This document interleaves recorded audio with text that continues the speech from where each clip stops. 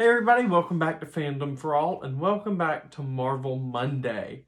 On today's episode of Marvel Monday, it happens to fall upon International Women's Day. And so, in honor of today, I will be counting down my top 10 favorite female Marvel characters, starting with our top 5 villainesses, and then our top 5 heroines. All right, I'll be right back and we'll get started.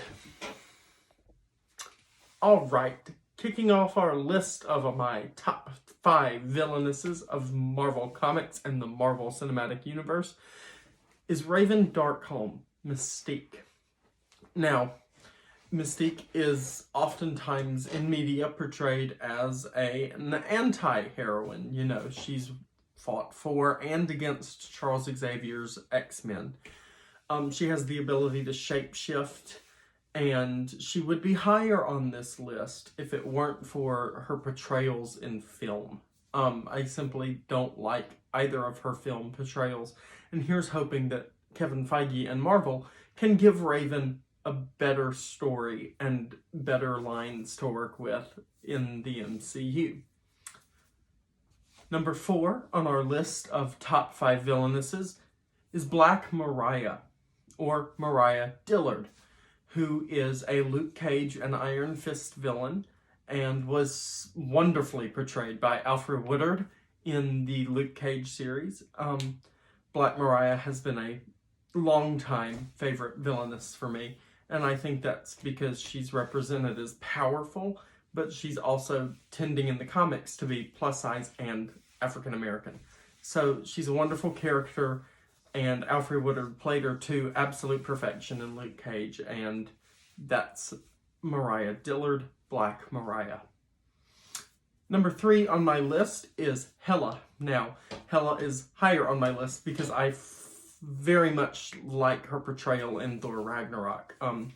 Not a fan of the comics character, but Cate Blanchett's portrayal in Thor Ragnarok really turned me onto this character, and now I do somewhat like her in the comics as well. And if it weren't for that cliffhanger ending, I would not be as hyped as I am to hopefully see a future for Hela in the MCU. And so yeah, Hela is number 3. Number 2 on my list of villainesses is the Iron Maiden. Now, this character is a Black Widow villain, and there's not much that I know about her in media, but she's at the number 2 place on my list because she's finally getting an MCU adaptation in Black Widow, and I look forward to learning more about Iron Maiden and seeing what Rachel Weisz can do with the character.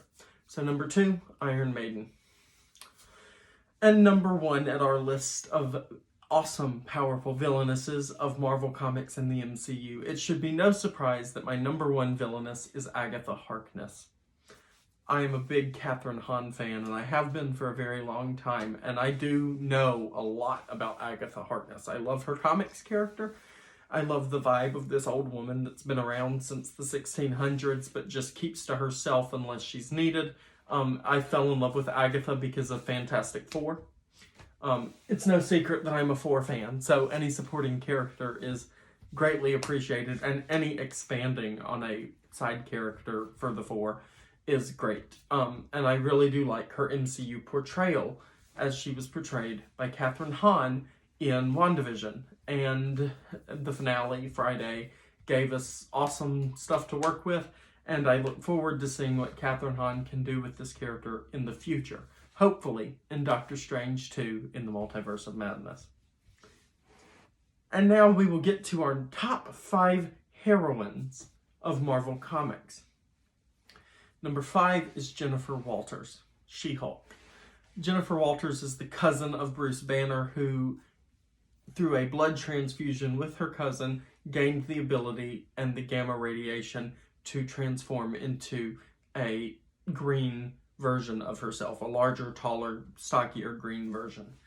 I like Jennifer Walters because I am a law and politics fan, and Jennifer Walters is a lawyer, And she's, you know, not only is she a female, but she is green, but she still is a successful lawyer and does wonderful things for superheroes and alike in Marvel Comics. And I am so excited to see Tatiana Maslany portray Jennifer Walters in the She-Hulk Disney Plus television series.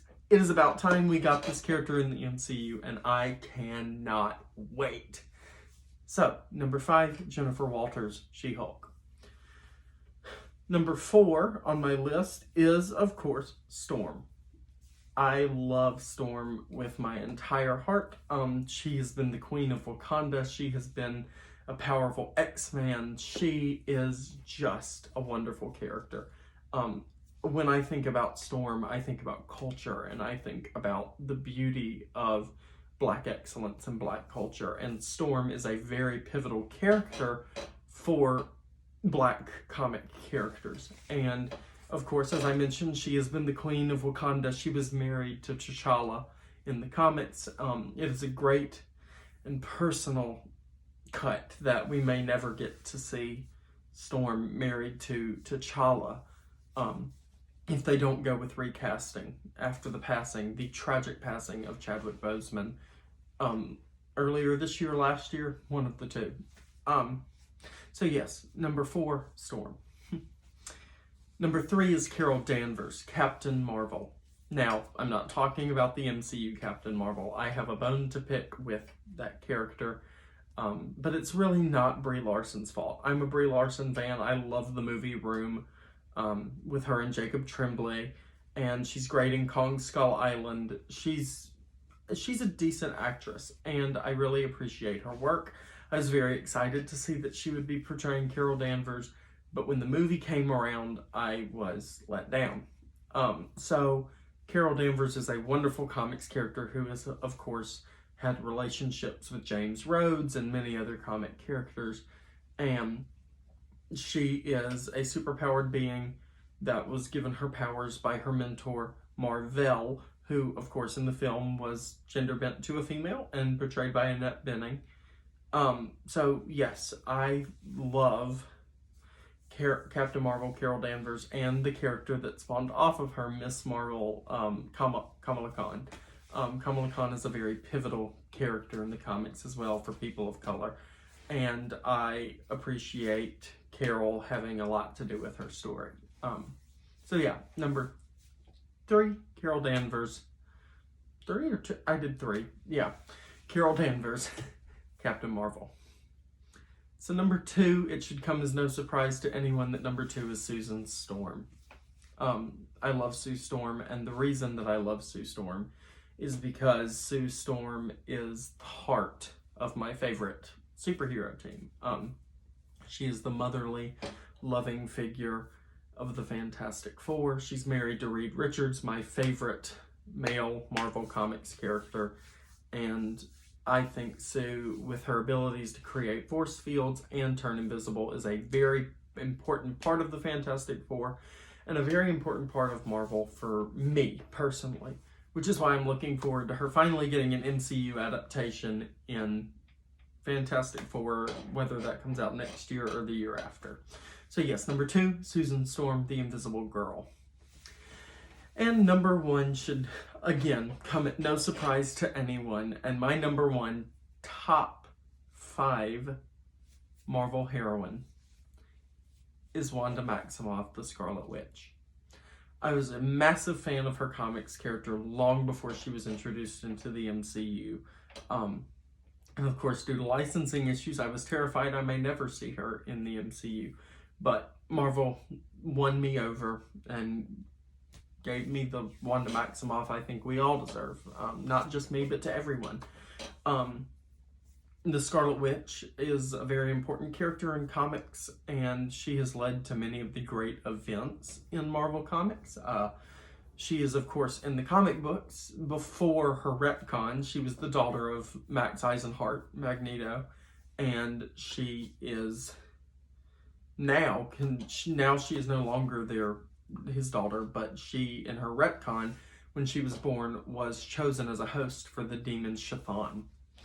And so, Wanda was given chaos magic and the ability to perform acts of magic. And the MCU retconned again by giving her powers from the Mind Stone, and then retconned it again by stating that the Mind Stone only amplified her powers, that she had them from birth.